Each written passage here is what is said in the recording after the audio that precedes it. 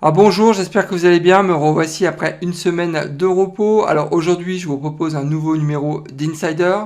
Comme d'habitude, nous ferons le point dans un premier temps sur la tendance des marchés de la semaine. Ensuite, j'aimerais revenir sur Apple. Est-ce qu'il faut s'attendre à une croissance très soutenue en 2022? Oracle qui rachète Cerner, une tech du secteur de la santé. Et je présenterai aussi l'opportunité de la semaine. Restez avec moi, on se retrouve tout de suite après le jingle.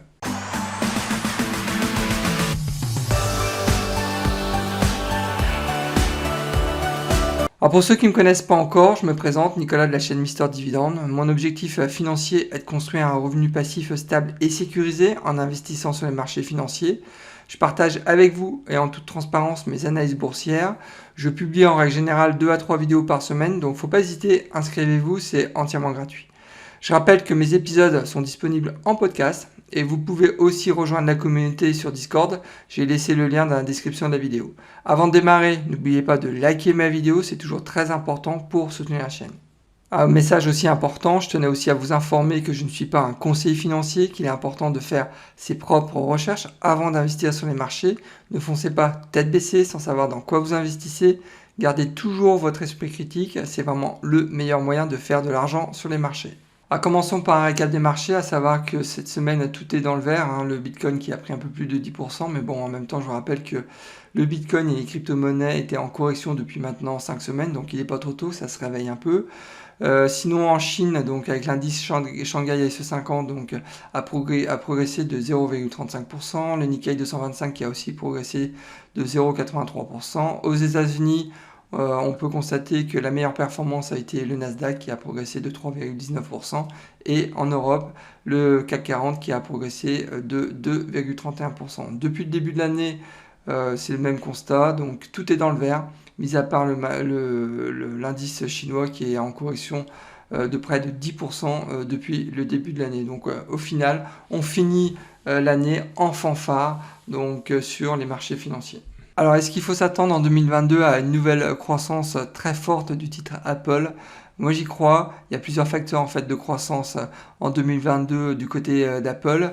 Bien évidemment, il y a des nouveautés produits avec le nouveau iPhone SE qui devrait sortir sur le premier trimestre 2022.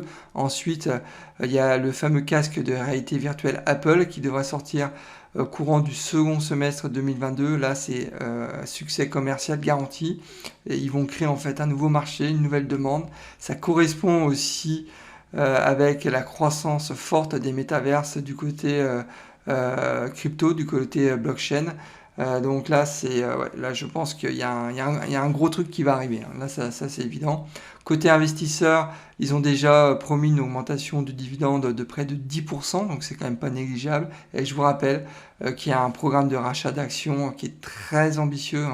En 10 ans, pardon, le nombre de titres en circulation a baissé de près de 20%, donc c'est vraiment énorme.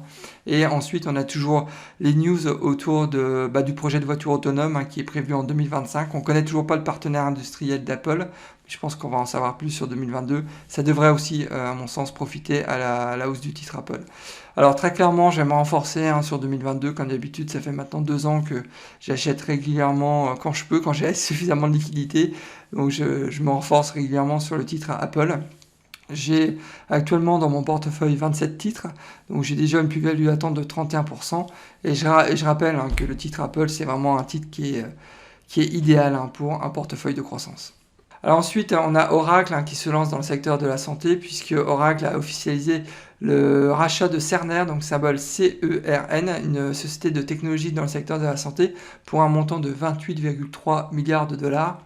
Alors j'ai récupéré quelques déclarations intéressantes du côté d'Oracle. On a déjà le CEO d'Oracle qui a annoncé que Cerner sera un énorme moteur de croissance de revenus supplémentaires pour les années à venir. Ça, c'est évident. Cerner, c'est vraiment une superbe boutique. Je vous invite vraiment aussi à regarder cette boîte. C'est vraiment une très belle acquisition d'Oracle. Vraiment là, agréablement surpris. Ensuite, on a Larry Ellison, le fondateur historique d'Oracle, qui voit dans cette acquisition une formidable opportunité pour réduire les coûts globaux de la santé tout en améliorant la confidentialité. Ça, c'est évident. S'ils arrivent à transformer l'essai, ils vont réussir en fait à réduire toutes les tâches administratives dans les centres hospitaliers pour gagner en efficacité, donc en réduisant forcément les coûts globaux de la santé.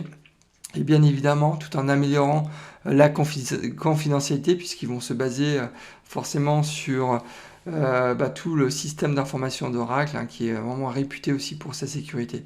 Donc, je rappelle que Oracle propose un dividende de 1,43%. La croissance de dividende sur 10 ans est vraiment très intéressante, puisque par an, Oracle arrive quand même en moyenne à augmenter son dividende de 17% par an, donc c'est vraiment une croissance très soutenue. On a un payout aussi, un ratio de distribution de 24%, donc un dividende aussi qui est très bien sécurisé, et je pense qu'Oracle est vraiment idéal pour un portefeuille conservateur. Sur ma chaîne Mister Dividende, je vous montre comment j'ai réussi à gagner 300 $ par mois de revenus passifs grâce à mon portefeuille d'actions à dividendes croissants. Alors n'attendez pas, abonnez-vous, c'est entièrement gratuit et bien évidemment si le contenu de la vidéo vous plaît, vous pouvez aussi liker la vidéo. L'opportunité de la semaine, c'est bien évidemment Micron, symbole MU, qui a gagné cette semaine 13%. Je vous l'avais déjà annoncé la semaine dernière, ils ont publié leurs résultats, donc c'était le 20 décembre. Et bien évidemment, les résultats ont été très bons, donc c'est pour ça aussi que le titre a explosé. Alors, c'est pas trop tard pour investir dans cette société, puisque le PER est à 10,68. Je pense que c'est vraiment une société qui est sous-évaluée par le marché, par les analystes.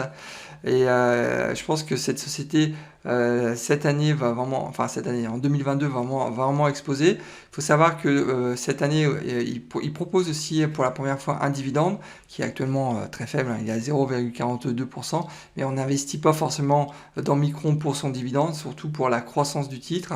Alors moi, j'ai investi dans cette société la semaine dernière, juste avant en fait la hausse du titre, puisque j'ai en fait vendu les titres que j'avais du côté d'Alibaba. Donc je vous rappelle que j'ai fait quand même un moins 35 du côté avec Alibaba pour acheter dans la foulée 10 titres de Micron. J'ai mis Micron dans mon titre spéculatif, mais il peut aussi parfaitement convenir à un portefeuille de croissance. Je rappelle que sur 10 ans, le titre Micron a pris quand même 1377%, donc c'est à peu près la même croissance que Microsoft, donc c'est vraiment hallucinant. Et quand on voit que cette année le titre en fait a vraiment sous-performé par rapport à l'industrie des semi-conducteurs, donc là je pense qu'il y a un rappel qui va se faire. Et la croissance qu'on a vue de 13% cette semaine, c'est que le début, à mon sens, c'est que le début. Donc je vous invite bien évidemment de nouveau à regarder la vidéo que j'avais faite sur cette société, à faire vos propres recherches, mais là je pense clairement qu'il y a un coup à faire. Il faut savoir que cette semaine, il n'y a pas eu de hausse annuelle de dividendes, donc on passe directement au programme de la semaine prochaine. Alors je vais publier ma prochaine vidéo, donc ça sera sur mes investissements que je prévois sur janvier 2022. Ensuite, la seconde vidéo sera donc sur une analyse concernant la société VF Corporation. Et enfin, je publierai le 16e épisode d'Insider que je prévois dimanche prochain. Eh bien écoutez, nous arrivons déjà à la fin de cet épisode. Alors j'espère que le contenu vous a plu. Regardez de nouveau du côté de Micron, faites vos propres recherches, mais je pense qu'il y a vraiment quelque chose à faire avec cette société. Alors n'oubliez pas bien évidemment de liker ma vidéo, c'est toujours très important pour soutenir la chaîne et m'encourager à continuer ce type de contenu. Si vous n'êtes pas encore inscrit à ma chaîne, inscrivez-vous, c'est entièrement gratuit, donc il faut en profiter. Eh bien écoutez, je vous souhaite plein de bonnes choses, je vous souhaite aussi de joyeuses fêtes de fin d'année, et je vous dis au prochain épisode, et surtout, bon trade, au revoir.